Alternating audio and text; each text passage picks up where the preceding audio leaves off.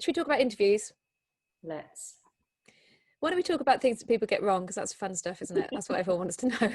Yeah, I get. Well, I mean, going back to the example that I gave right at the start of this is not doing your research and not having any clue really about Yeah. what the company stands for, what they've been up to recently, the clients that they work for, the fact that it's their 15th birthday when you come in for an interview, stuff like that's really, really important, really important. But I think one of the biggest mistakes is where we've had people come in and we've asked them loads of questions, but they haven't asked us any questions. And it's sort of, okay, I'm pretty sure we haven't covered all of the things that you need to know in this. Are you not interested? Yeah. And are you interested in finding out about what you need to? So I think that, that's a massive mistake that we see quite frequently, is that they haven't asked any questions. And the reason that questions are important is it's not only that it shows that you're interested in what we're doing and what that role might mean for you and what your responsibilities will be, or what, where you'll be sitting, where do we go and get lunch, all of those things.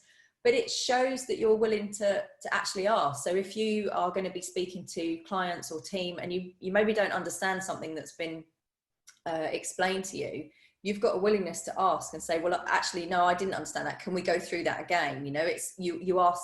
It shows that you can speak up and that you have a voice.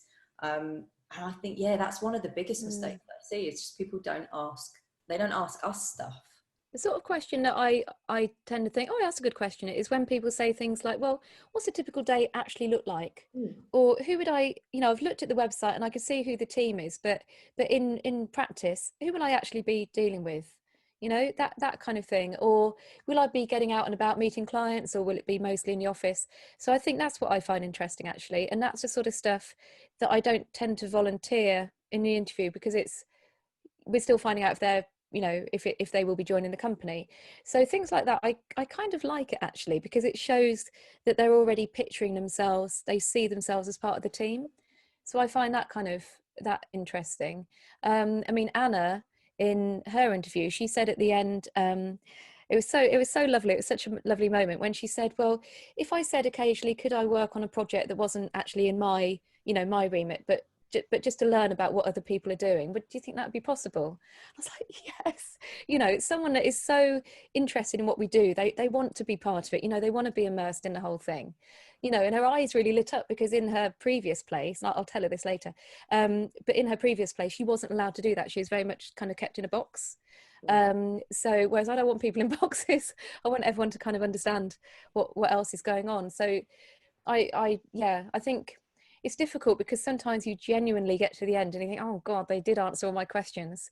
So try and come with a few, because otherwise you'll think, oh no, they answered that at the beginning. So, but one thing actually, I've got a couple of tips on this, but think about the stuff around the edges as well. So always be nice to receptionists, get there early. And I mean, when I went for the interview with ITV, the whole day was a bit disastrous, apart from the fact I got the job, but the taxi that I ordered just didn't turn up. So I was late to getting to the train station, and then there was some sort of cow on the line, or sheep on the line, or something very East Anglia. And so the train was delayed. However, I had factored in, I normally, if I've got a meeting in London, I get there an hour early. But with this, I'd planned 2 hours early, because I thought, I'm not messing with this. And I didn't know where it was and all of that. So always give yourself more time than you need, because then you can just sit in a coffee shop or something, it doesn't matter. But be nice to receptionists, be pleasant to everybody on the way in, because I've done this before. When I did a load of interviews in a coffee shop, we had people coming in and out all day, and I asked the people on at the front to say, who would you give the job to? And they said, yeah, definitely that bloke, we like that bloke, and I was thinking, that's good, because I liked him as well. And also then, so that's the befores, and then the afters. Something that always makes me feel a bit, is when I interview someone, and then afterwards, okay, we give the job to someone, and then we don't give the job to someone else. I contact them and I say, well, thank you so much for coming in. Unfortunately, you weren't successful, and this person had more of this, but good luck, and keep in touch, kind of thing. And if that person doesn't reply, Yes, I'd feel a bit downhearted, to be honest, because what they don't know is that I could be recommending them to someone else. or that I know that there is going to be some shuffling around in the company, or there's this big project about to land next year. So they haven't got that job, but they don't know that I've actually got them on my front bench for later. So then it's such a crucial point that if they don't bother to reply, it's like, oh, okay, well, I thought you could be a good fit, but obviously you're not, Really hard when that happens as well, isn't it? Because like you say, oh, they were really great, and there's only like I like them. They weren't job. right for this, but actually, Yeah. I've got a question for you actually, Sue, on this. Is how do you feel about when you've interviewed somebody, them following up after the interview? Because I always think that's a really nice thing to do, but I have had mixed responses when I ask this question. So we'll have someone come in for an interview, and then either that afternoon, for example, or the next day, they might just send an email saying, you know what, it was really lovely to meet you. I really appreciated your time. So, thank you. It just a really small. And I always think, well, that's nice, isn't it? Because if they've done that to us, they might do that to our clients as well. They care enough to say thank you. It's quite important. I think so, because I mean, as a small business owner, the whole recruitment process takes a lot of time. Doing interviews takes time. I do phone screening now as well to help me make sure that I give my time to the right people in the interviews. But I think it's so nice just to get a little message later saying, thank you so much. It's great to meet you all and find out more about the company. It's not going to, I'll probably have made a decision by then, so don't necessarily expect to win people over and force them into taking you on because you're so nice. However, it's really nice manners, and again, most people don't do that. So I think those before and afters, it's definitely an area that's overlooked by a lot of people, and equally, people come to me all the time saying, oh, Sue, I've got this role in marketing that I need to fill, do you know anyone? And I frequently pass people on and say, oh, this girl, she came for an interview, she's brilliant, she wasn't quite right for that role, but actually, she had loads of experience in the charity sector, and so actually I think she'd be a really good fit for you. And so I've forwarded people on, they've got jobs in the past, and it makes me feel good as well. Like being able to help people. What about so in the interview, any other interview tips? So what I would say, and interviewing for me doesn't ever get any easier. So I mean, I've been, yeah been interviewing people for 12 years, probably 12. Yeah, we took our first employee on when the company was about 4. Yeah, so 12, 13 years now. And I'm nervous, if I'm honest. Like sometimes I'm nervous. Yeah. And there's an awful lot of prep work that we have to do as well. And you have to remember that we might be seeing 2 or 3 different people in a day. So it can be quite overwhelming, the amount of information that we've had to kind of take in and remember. So it's okay if you're nervous, is what I would say, because we might be as well.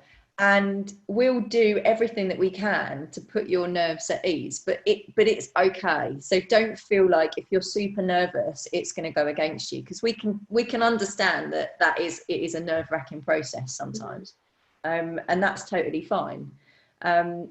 It's not going to. I would say it wouldn't go against you in any way personally, but that's because I'm just trying to. I know I've been in that situation before, so I can understand how sometimes it can just all be a bit overwhelming.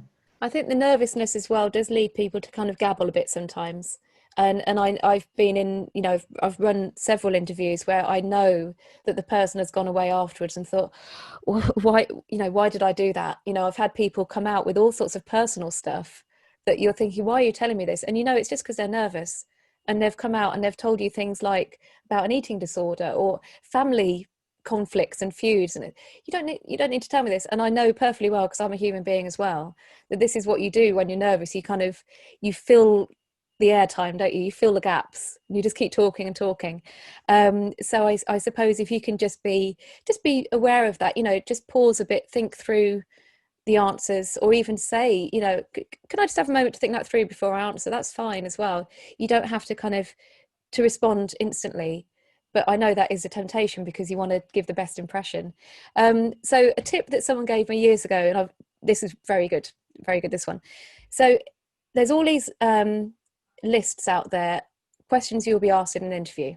And so you look at these and you think, okay, they're going to ask me what my strengths and weaknesses are. So you perfect the right answer to that. However, on the day, they ask you something that's like that, but different. So you end up giving a slightly wrong answer to that question. So what this guy said to me, it's really good, is prepare who shall I pick on? Callum, prepare a Callum top 10. So think about your best career achievements, so it doesn't even have to be in your career. And then you can apply these to all sorts of questions. So tell me about a time that you've dealt with conflict. Oh, brilliant. Right. Okay. And you mentally go through and you think about that time. And yeah, it could be in your career, it could be something else. And then you can apply it to that question. Or if the strengths and weaknesses question is really bad, isn't it? It's really horrible, that question, because you're asking people to say, I mean, someone said to me, well, I mean, my current employer would say that I'm really lazy. Okay, great. Yeah, and then, oh, what was it? Someone said to me once, that they didn't like being told what to do. Okay. And this is actually for Naomi's admin role. And I'm sorry, but there is going to be an element that I need to tell you what to do. It's just, and I'm no tyrant. I'm no dictator. I don't walk around kind of, screaming and shouting at people, but there will be elements frequently throughout the week when I tell you what to do. So yeah, but anyway, but if you pick out those things, like the projects that you really got passionate about, so then that's an opportunity to take even a difficult question like, what are your weaknesses, and turn it into something positive, because the thing that you're leading them towards is actually a positive thing. So you could say, well, this particular project, I started and I really felt out of my depth. So a weakness for me is that sometimes I say yes to things and I'm not quite sure how to do them.